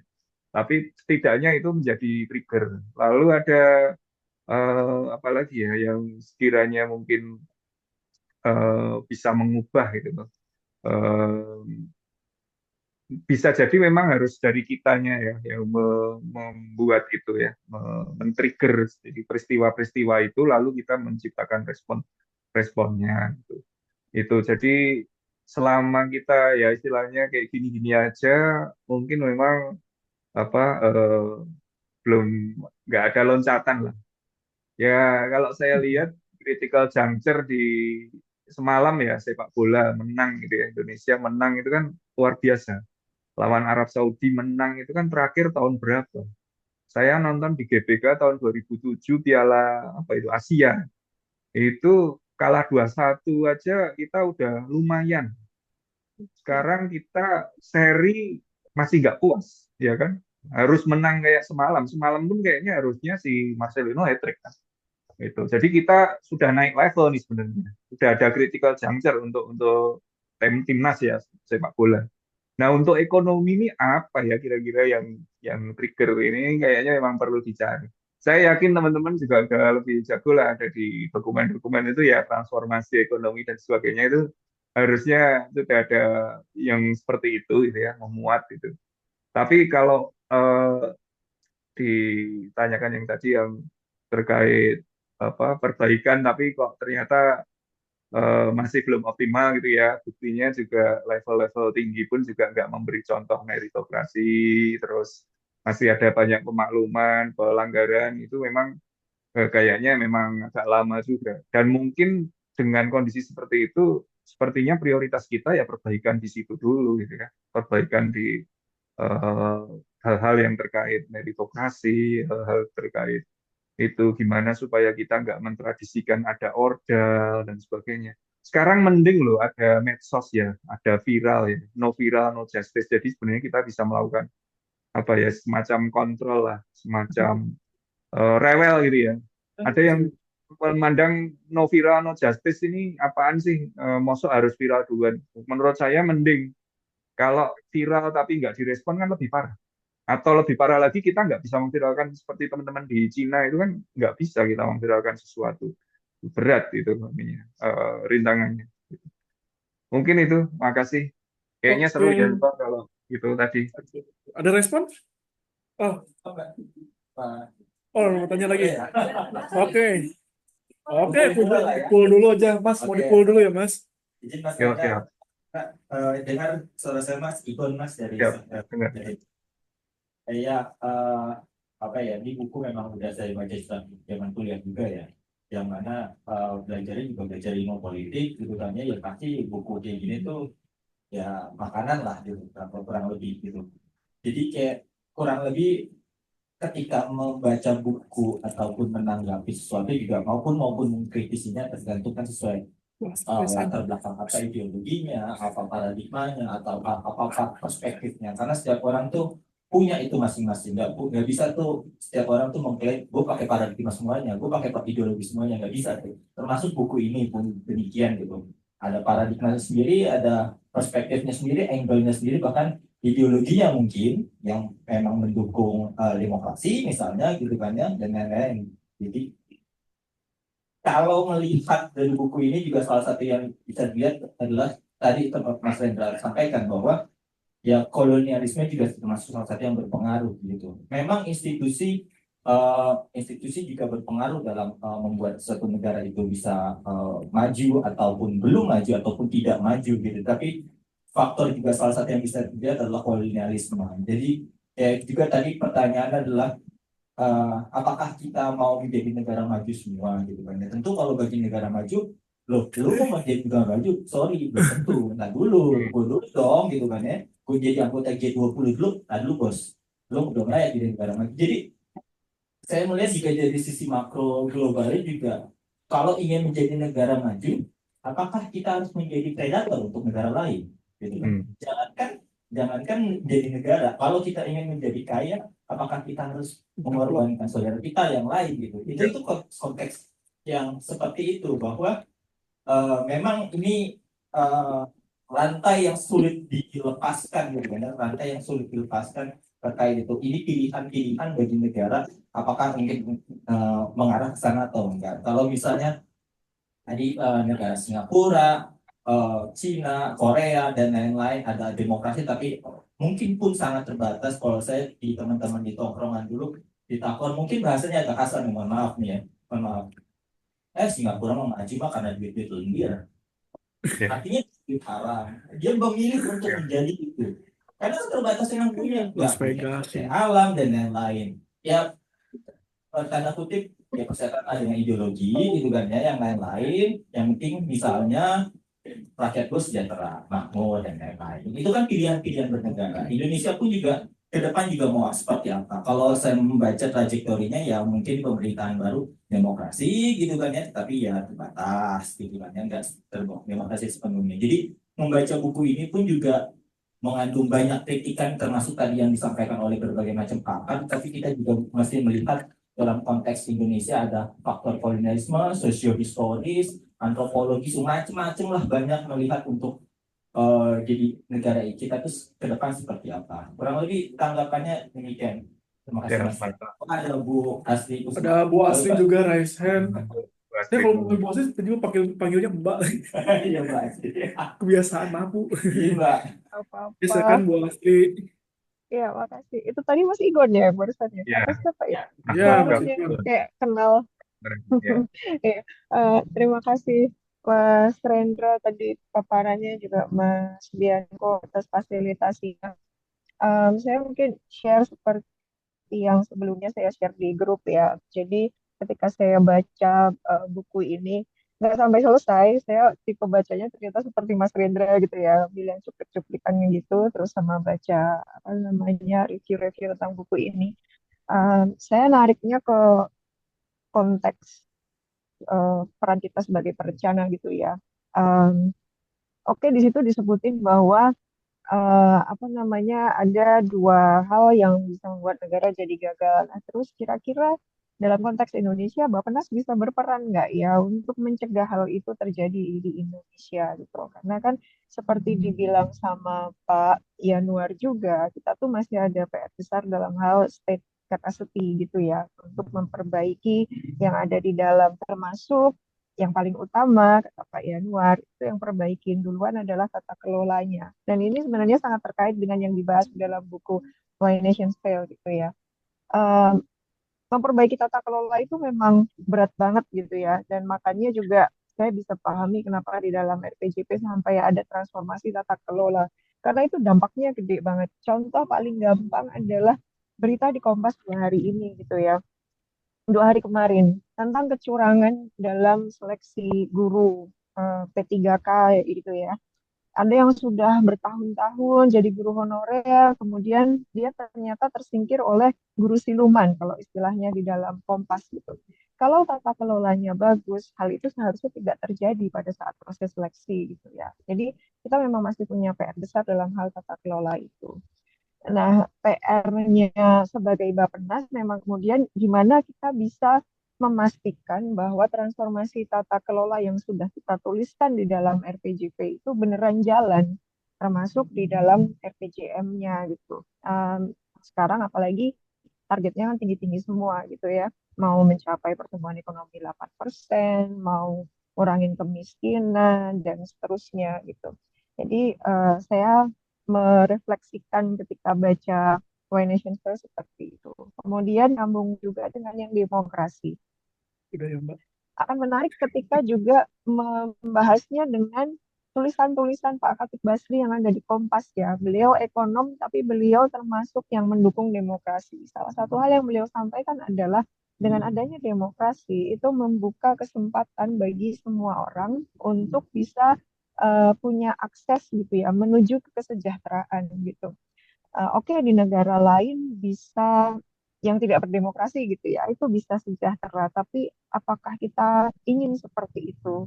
Apakah ingin sampai pada cost yang sangat besar ketika kita kehilangan suara kita gitu ya? Saya pernah ikut training short course di Cina selama kurang lebih 3 minggu, hampir 1 bulan. 1 minggu pertama saya masih bisa pakai internet gitu, karena sebelum berangkat saya udah aktifin apa roaming pakai Telkomsel. setelah 1 minggu di sana, di luar dugaan HP saya tuh error, nggak bisa dipakai lagi gitu. Jadi saya nggak bisa pakai Google, saya nggak bisa pakai WhatsApp, dan selama sisa 2 minggu di sana itu rasanya berat banget gitu. Nggak bisa, hanya bisa kontak dengan Jakarta itu pakai apa? Pakai Yahoo Mail itu yang bisa gitu.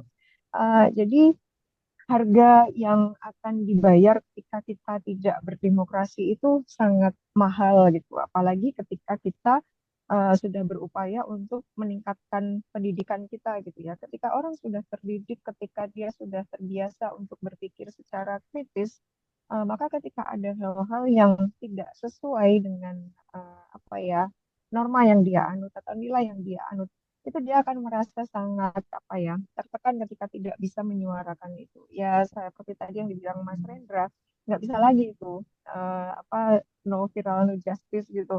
Boro-boro mau kayak gitu, udah nggak bisa viral gitu, nggak ada demokrasinya, nggak ada media sosialnya juga. Itu aja sedikit dari saya, ini jadi sambil mengingat masa-masa di Polkom juga ya. Tapi itu Iya. tadi sih, tertarik ketika coba disambungin dengan tulisannya Pak Khatib Basri gitu ya. Beliau memang kayaknya agak-agak beda gitu ya, karena beliau kan banyak mengutipnya juga ke Amartya Sen gitu. Terima kasih Mas Rendra. Oke, Iya, Mas. terima kasih. Satu lagi boleh nggak, Mas? Atau Yuk, mau siap. dijawab? Lanjut ya. Oke, silakan. Boleh. Siap. Ya, izin Mas Hendra atau Bu Astri, saya Nadira dari BPFFP. Terima kasih banyak Mas untuk sharingnya. Ini penyegaran yang baru di Bappenas ya Mas Bianco juga. Thank you sama All Star sudah mewadahi ini. Dari yang disampaikan tadi memang kalau dikaji dari bukunya itu sifatnya sangat ini ya Mas, kayak ideal gitu, bahwa institusi yang baik juga mendukung negara yang baik gitu. Tapi kalau kita kontekstualisasikan ke Indonesia, sebenarnya Indonesia secara sistem itu sudah punya trias politika gitu, ada check and balances di sana, ada kelembagaan juga, tapi memang secara implementasinya itu kita banyak dipengaruhi oleh taste dari pimpinannya begitu. Kalau yang saya pelajari, iya negosiasi aja Mas ya. Sekarang mungkin juga hangat dengan oligarki dan sebagainya gitu, Mas. Nah, kalau tadi concernnya Indonesia post kolonialisme, mungkin yang menarik juga ini sih Mas, Indonesia dalam kedekatannya dengan negara-negara yang berpower gitu ya. Kalau di eranya Soekarno apa, Soeharto apa gitu. Sebenarnya di era Soeharto itu sama Korsel cukup beriringan gitu, kita Indonesia dan Korea itu sudah secara perkembangan tuh dulu hampir mirip gitu. Tapi memang in the end kita punya result yang berbeda dari mereka gitu. Nah, mungkin ini juga ingin membicarakan soal pemerintahan baru sih. Apakah kalau dilihat dari Pak Prabowo akan mengikuti jejak dari Bapak mertuanya dulu gitu ya Mas, secara ekonomi, atau nanti akan ada baruan gitu. Tapi dari diskursus yang muncul tadi dari Mas Igon atau Bu Astri, ini sepertinya demokrasi dan ekonomi itu seperti dua sisi mata pisau gitu ya. Kalau iya, tapi nggak bisa dipisahkan gitu. Tapi itu memang kayak punya satu sama lain, kadang-kadang seperti harus ada yang dikorbankan gitu. Tapi apakah di era ini akan seperti apa gitu? Mungkin minta pendapatnya di era Pak Prabowo yang terlihat sampai sejauh ini. Terima kasih. Oke. Mas, satu lagi boleh, Mas? Siap, Berempat. lanjut. Aku catat Biar kok. genap. Ya, siap. Sama Pak ini, Pak Hanan juga penting nih. Ya, siap. Lanjut. Pamungkasnya Pak Hanan. Terima kasih Mas Nanda. Mungkin pertanyaannya agak banyak, lebih ke merespon apa yang menjadi pertanyaan Mas dari Mas Narendra tadi. Yang pertama tadi terkait apakah sebenarnya kita perlu jadi negara maju seluruhnya, dan apakah kita punya standar untuk kemajuan itu sendiri sebenarnya. Kalau dari saya sempat membaca atau mendengar, yang saya lupa juga, waktu itu pernah ada satu ekonom yang berbicara tentang kemajuan ekonomi itu akan menjadi suatu tujuan akhir kita, atau itu justru jadi bencana untuk kita sendiri. Satu mindset yang mungkin perlu didalami juga untuk teman-teman di perencana adalah dari yang sebelumnya kita merasa tidak pernah cukup, menjadi cukup untuk semua hal. Itu mungkin yang menjadi dasar kemajuan itu bukan berarti juga terkait dengan hanya dengan ekonomi saja yang mungkin capaian target kita target capaiannya 8% dan sebagainya. Tapi selama ini kan memang kita melihat ekonomi itu hanya berbasis kurva ya mas. Maksudnya yang dicapai utamanya adalah dari pertumbuhan ekonomi ya kurva gitu. Lagi-lagi pembangunan Sangat mudah juga. lagi-lagi pembangunan dan tujuan pembangunan itu hanya kurva gitu. Bagaimana dengan masyarakatnya, kemudian dengan nature-nya juga gitu, ekologinya dan sebagainya. Nah itu mungkin yang menjadi bisa menjadi hal yang kita pegang gitu. Dan kalau untuk menjadi negara, apakah negara maju semuanya, semua kita harus menjadi negara, semua negara harus menjadi negara maju, atau kita sendiri di masing-masing negara itu juga harus menjadi orang yang kaya banget gitu. Kayaknya sepertinya balik lagi ke prinsip tadi, untuk merasa cukup dalam semua halnya. Mungkin untuk hal-hal yang di negara kita sekarang kalau kita lihat lebih detail sudah mulai ke arah yang baik ya mas. Mungkin tadi yang di berbagai aspek yang mas Narendra sampaikan, kayak di olahraga kita udah mulai achieve sesuatu yang udah lama banget kita tidak jumpai, kita akhirnya rasakan sekarang gitu. Nah mungkin di bagian sosial, kemudian bagian kependudukan yang mungkin kita juga harus achieve lebih banyak lagi gitu. Nah kemudian yang saya lihat juga dari bagian demokrasi, kira-kira walaupun beberapa kasus ibaratnya saluran-saluran perubahan itu tidak tercapai dengan maksimal, tapi yang saya lihat sih sekarang masih cukup baik dibandingkan mungkin negara-negara yang sifatnya tertutup gitu. Selagi saluran-saluran demokrasi atau saluran-saluran perubahan itu tidak ditutup secara keseluruhan, menurut saya masih ada kemungkinan kita mencapai kata damai tadi, negara yang damai dan negara yang maju versinya kita gitu. Kemudian mungkin yang akan saya tanyakan lebih dalam itu terkait dengan tadi mungkin menyambung yang disampaikan Mbak Nadira juga mas, bahwa kepemimpinan itu kan juga menjadi taste-nya yang mengatur taste-nya perencanaan di kita gitu ya mas. Nah kalau saya lihat kan kalau dari bukunya itu secara kepemimpinan sebenarnya tidak ada pemimpin yang bodoh atau pemimpin yang pura-pura lugu tapi sebenarnya pintar atau seperti apa gitu yang memang akan membahayakan negaranya. Saya yang dari saya pelajari sih memang di dalam buku itu menjelaskan bahwa sebuah pemimpin itu dia tahu apa yang mau dia lakukan gitu. Hanya saja sebagai pemimpin memilih untuk menjalani hal-hal yang ibaratnya merugikan masyarakatnya sendiri. Nah, yang saya takutkan malah justru sebenarnya ketika adanya dari oligarki, kemudian mulai bertumbuhnya KKR yang tidak dan ditutup dengan saluran-saluran perubahan yang masif, itu akan menyebabkan proses KKR itu udah mengakar sampai ke bawah-bawahnya gitu, dan bahkan mungkin udah sulit untuk kita rubah karena proses perubahan menjadi negara demokrasi, menjadi negara maju, negara yang stabil dan damai itu kan tidak bisa hanya dengan mengubah satu perubahan atau satu demo besar-besaran kemudian berubah institusi secara gamblang, kan tidak seperti itu prosesnya gitu. Bahkan di buku itu ditekankan bahwa butuh waktu sekian lama dalam sejarah peradaban US juga untuk berubah sedemikian rupa hingga menjadi negara saat ini gitu. Mungkin itu yang saya ingin perdalam lebih dalam lagi mas gitu, kira-kira apa sih yang bisa kita lakukan di samping tadi untuk menentukan bahwa negara kita nggak harus maju secara ekonomi yang 8% gitu, atau kita harus menetapkan versi maju kita sendiri gitu. Nah itu damai secara kemasyarakatan, hak-hak kita masih bisa diakses dengan baik gitu ya, dan juga pemerintahan yang memang aware gitu akan adanya hak-hak masyarakat dan tidak memeras masyarakatnya sendiri. Mungkin itu barangkali mas respon dan tanggapannya. Terima kasih. Mas Rendra, satu lagi ya Pak Hanan. Ya, siap. Ini aku catat ya, Pak Hanan ya. Ya. Silakan Pak. Ini saya Rendra. Ya, kedengeran Pak. Saya nggak tahu bertanya gitu Pak. Dan mungkin saya juga sudah lupa buku ini. Dulu saya ya dalam suasana seperti inilah saya dulu dapat kelas ya ceramahnya daerah SMA dulu ya itu udah belasan tahun yang lalu ya, berapa belas tahun yang lalu. Dia ngomong di mana-mana di perusahaan gitu kan. Toko buku, saya ingatnya di toko buku Harvard. Saya juga termasuk. Ada yang saya ingin yang saya lama sampaikan aja untuk yang lebih jelas. Satu waktu saya ke Harvard dulu itu sebagai panggilnya senior, udah tua senior di sana tahun. Saya ketemu sama staf Bagnas juga, namanya Mbak Rati. Oh ya. Rati sama Gita Rati. Dia belajar Ya, langsung ya, tentang ini dari Darren dan Robinson ya. Jadi dia banyak kita waktu itu diskusi.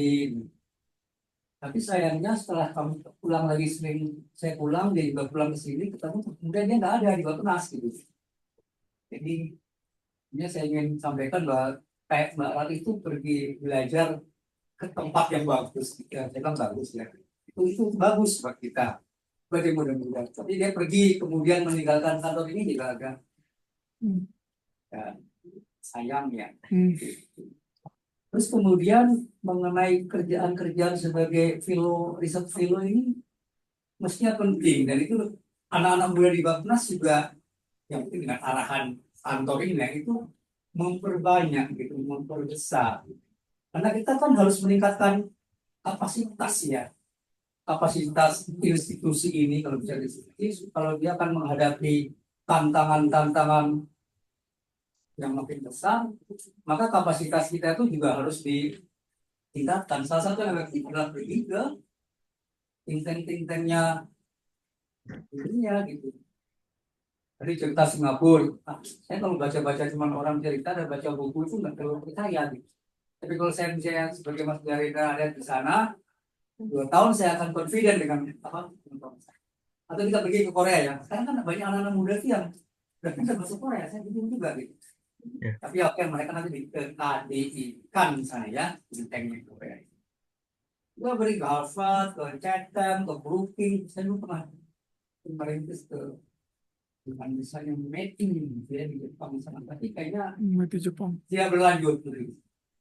Jadi sekedar kebunggahan galau ya, galau dan harapan supaya nanti semakin kuat dengan cara salah satunya adalah apa yang berbanyak teman-teman yang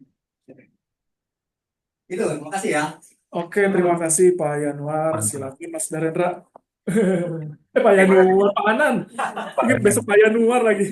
Pak Yanuar. Kapan-kapan Pak Anan. Sama ya Pak. Maaf ya Pak. Pak Anan perlu sesi sendiri itu Besok. tadi.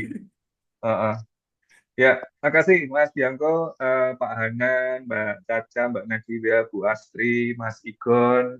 Pertanyaan dan komentarnya saya coba tanggapi sebisa saya, dan pertama-tama terima kasih nih sudah berkenan. Tadinya saya skeptis ya, acara ini dihadiri banyak, tapi ternyata cukup banyak minatnya juga. Dan saya pikir ini suatu awalan yang baik ya untuk kita men-trigger entah di dalam forum yang sama tentang pustaka, tentang buku, atau forum-forum yang lain, diskusi kritis atau tips bagaimana supaya menjadi fellow seperti Pak Hanan. Saya ini di sini juga berkat Pak Hanan ya. Jadi saya melihat Pak Hanan itu sebagai kiblat kompas, reference idol, role model gitu ya. Luar biasa menjadi senior research fellow waktu itu di S Center ya Pak ya, Indonesia Program Harvard ya. Waktu itu saya nunggu-nunggu kok nggak pernah ada, yang Raja Wali Foundation itu kok nggak buka lagi. Waduh, nggak bisa ngikuti Pak Anan. Akhirnya saya ya udahlah terdampar di sini. Tapi ini juga luar biasa saya benar-benar lihat tuh yang tadi kisah-kisahnya Pak Anan dengan menjadi fellow di Harvard, ketemu tokoh-tokoh ya Pak ya. Luar biasa ya, mantan-mantan menteri, mantan kepala negara, ekonom pegawan ya, ketemu, bahkan udah ketemu Acemoglu, ketemu Larry Summers ya Pak ya. Wah, keren-keren lah. Wah, starstruck tiap hari ya Pak ya. Moga-moga nanti Pak Hanan berkenan ya sharing tips seperti itu. Nanti kalau berkenan juga teman-teman, saya suatu saat ya akan share juga perjalanan saya, meskipun nggak mulus. Mungkin Pak Hanan lebih mulus. ceritanya. Dan sebenarnya saya juga pernah mengusulkan hal yang sama untuk diaspora yang lain ya Pak ya, yang ada di Indonesia maupun yang di luar. Mungkin yang kita lihat banyak yang istilahnya mereka meskipun di luar tapi kiprahnya juga luar biasa lah. Saya itu selain Pak Hanan juga saya banyak belajar dengan Pak Ade Kuswoyo dan Pak Chandra Samekto. Dua-duanya diaspora Bappenas yang sekarang sudah ya sukses lah, sukses di luar sana di Bank Dunia sama di IFAD. Pak Chandra Samekto menjadi country director untuk negara-negara Pasifik.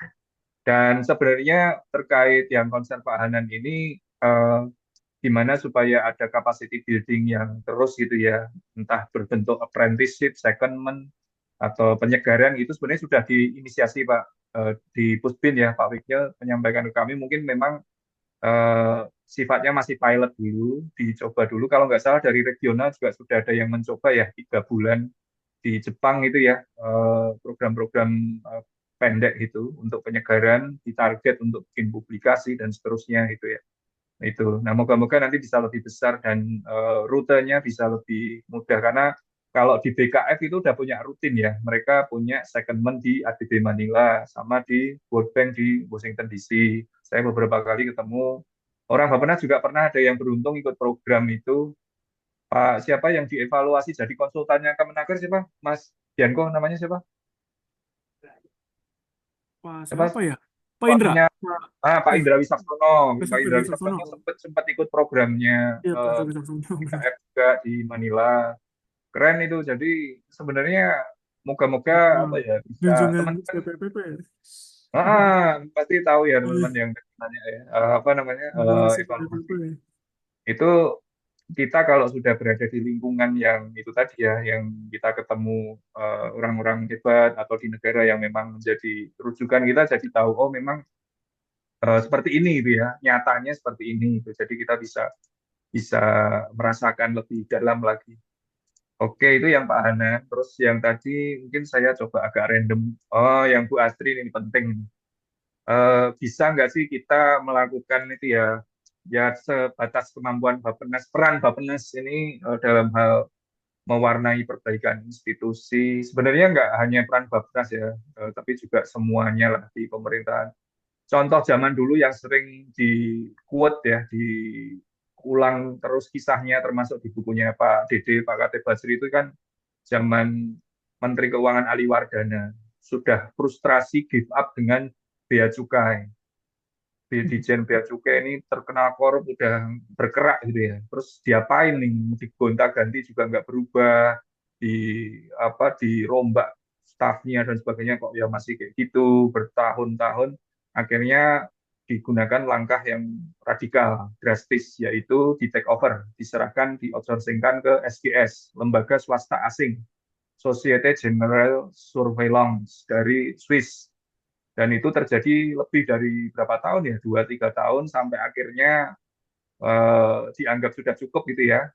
Dan transfer knowledge dari SGS juga sudah selesai, akhirnya bisa diserahkan.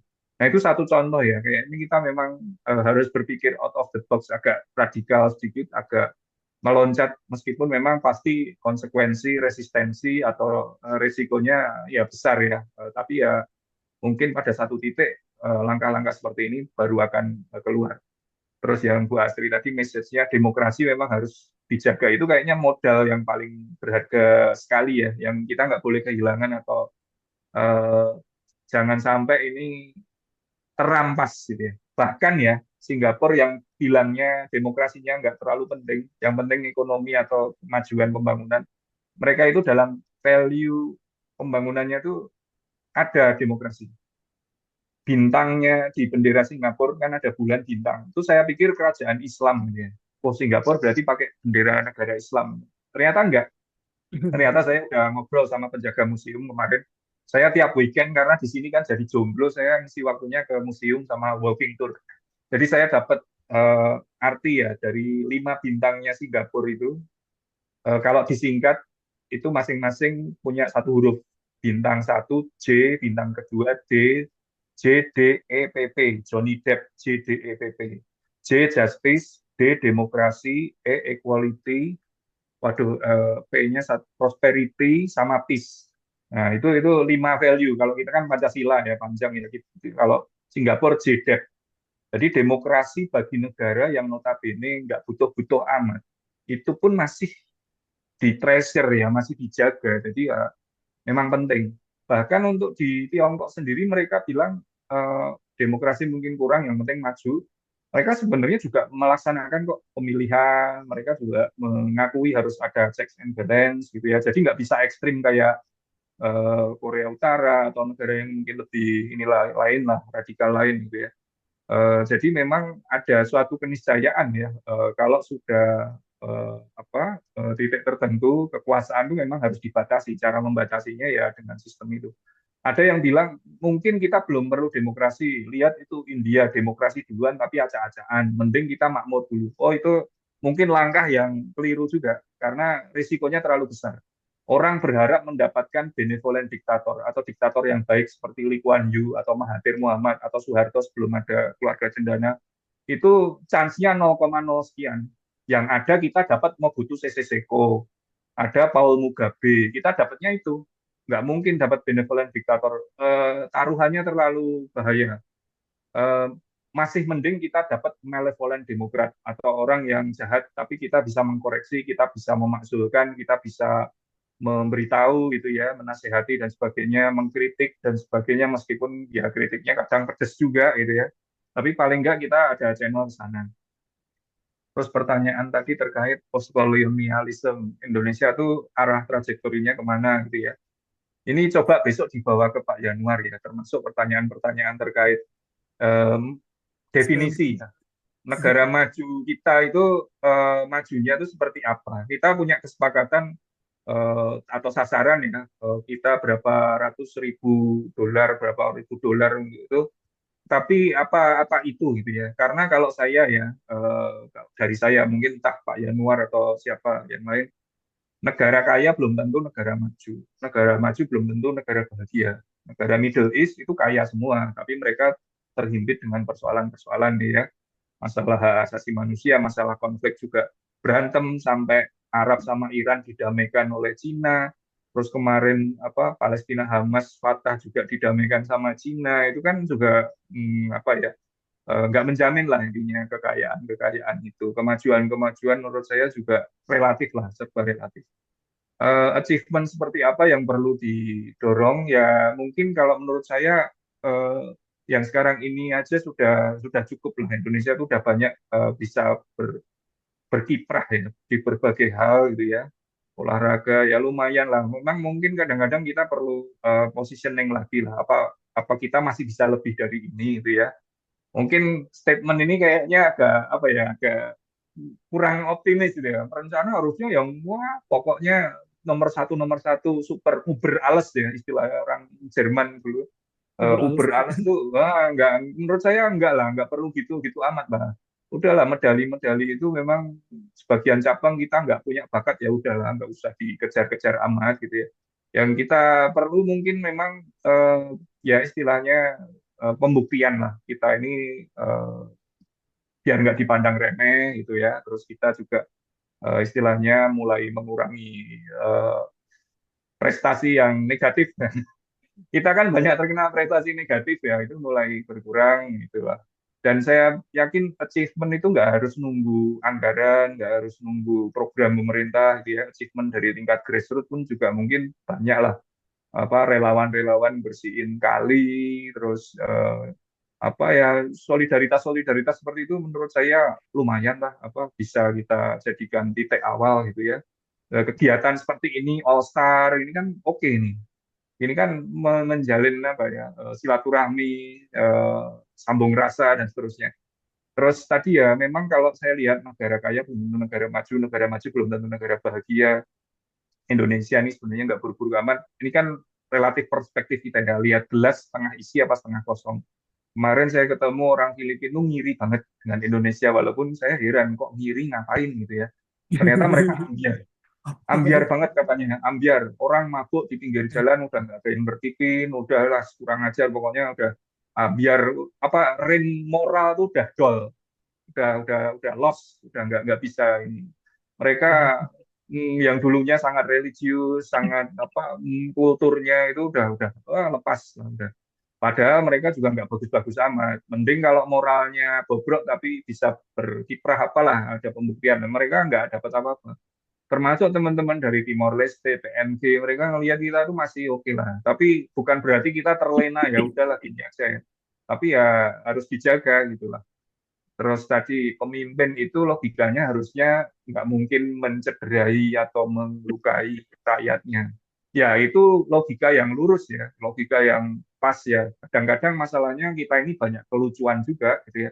Logika itu kadang-kadang juga beda-beda gitu. Nah itu yang mungkin apa ya istilahnya untungnya kita punya wadah untuk saling ngobrol, untuk saling berpendapat gitu. Jadi kita bisa ini.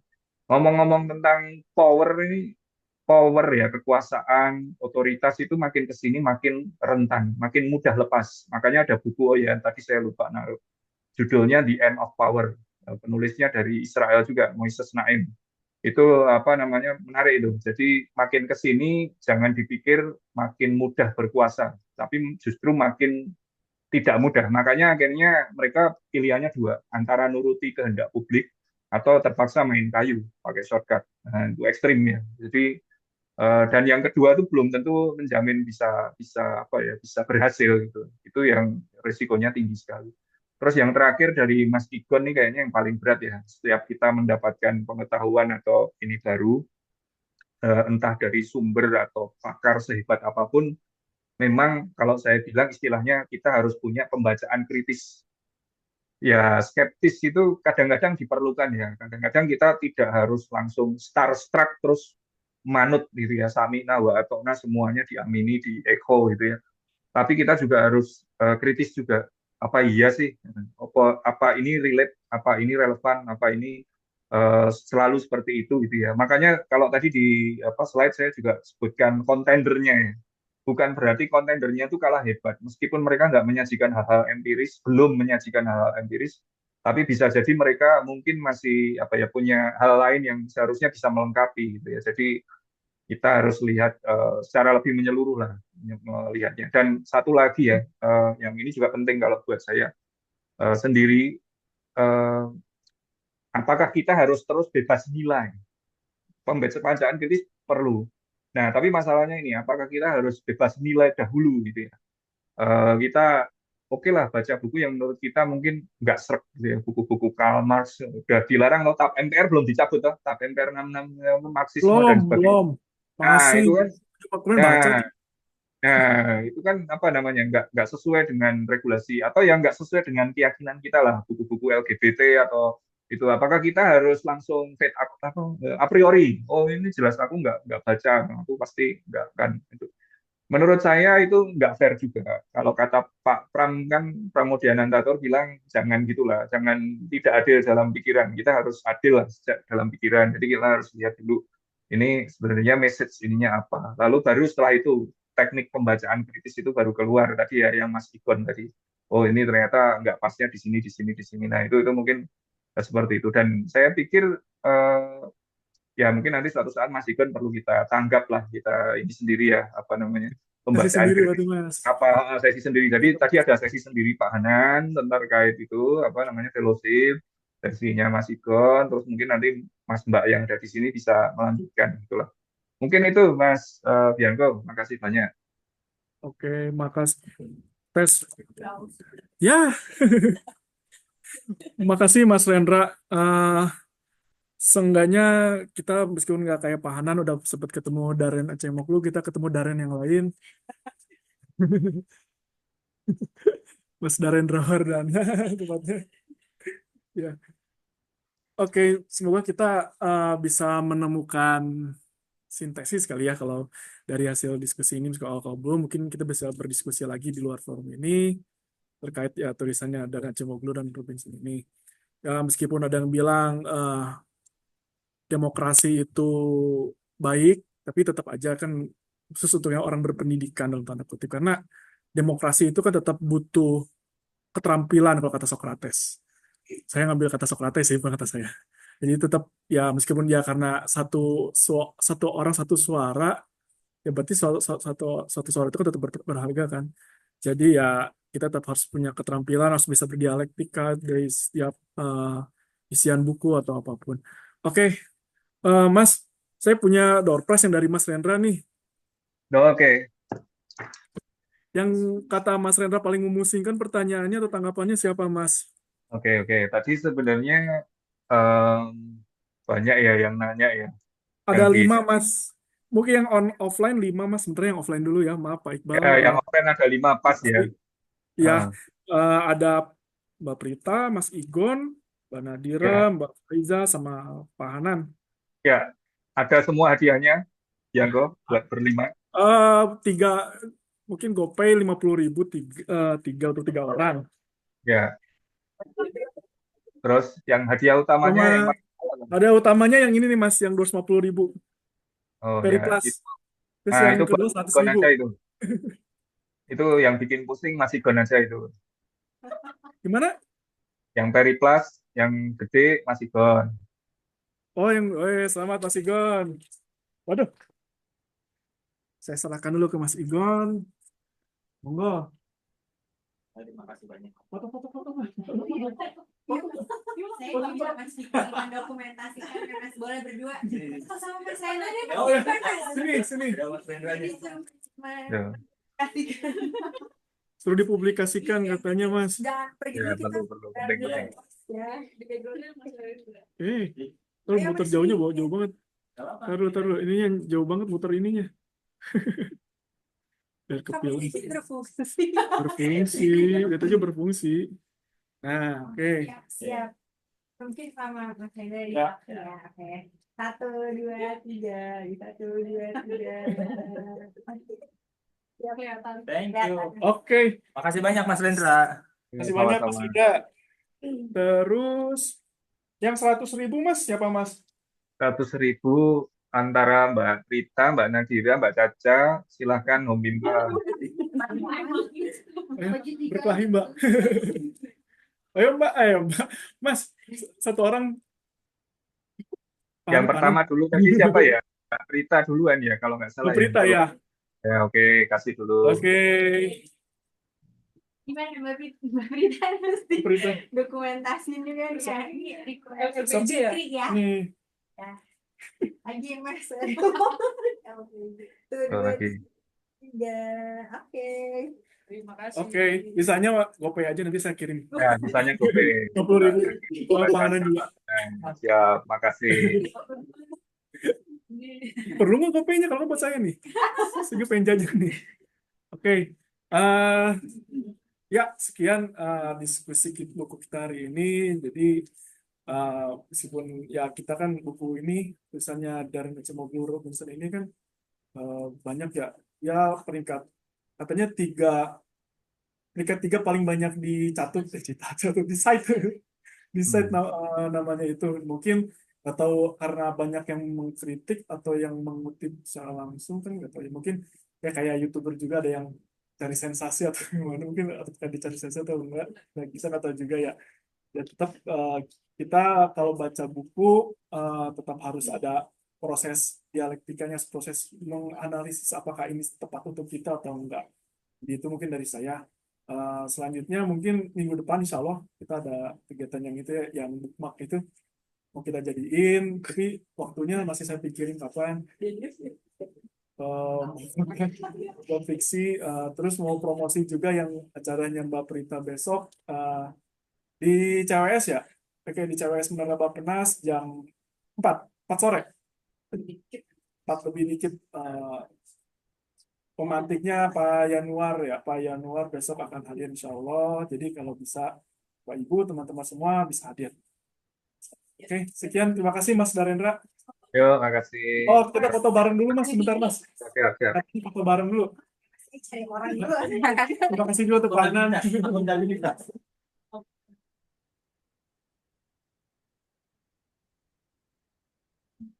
Kita tolong.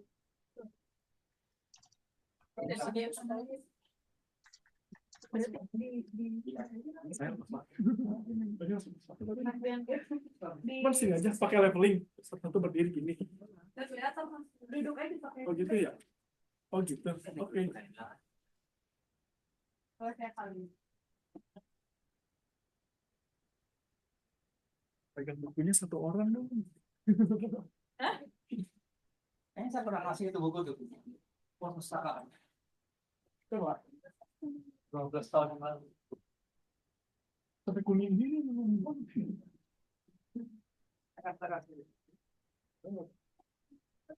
Belakangan di sini.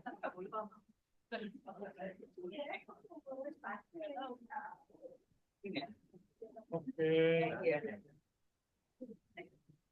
Mas saya punya juga. Oh iya. Ya nanti saya promosikan ke beberapa menteri yang pernah. Wih, wah. Mahal kan? Datangnya Pak Anang tuh mahal. Kalau kita kan nambah sih. Bukannya Pak Anang tuh mahal. Kok saya ada Waduh, langsung bertemu dengan penulis. Oke, 1, 2, 3. Sekali lagi 1, 2, 3. Sekali lagi 1, 2, 3. Sekali lagi 1, 2, 3. Biar angle-nya ini. 1, 2, 3. Sampai terus gimana? Oke. Satu lagi. di perpustas tuh. Satu lagi. Lagi gini katanya. Oke, boleh. Dicek aja dicek. Oke ya. 1, 2, 3. Pakai HP kanan. Ya. Di HP panel. Masya Allah. Senangnya di grup tangguh. 1, 2, 3. Satu lagi. Oke, sekali lagi 1, 2, 3. Terima kasih banyak, Mas. Iya, makasih. Mas, Ya, sampai jumpa ya.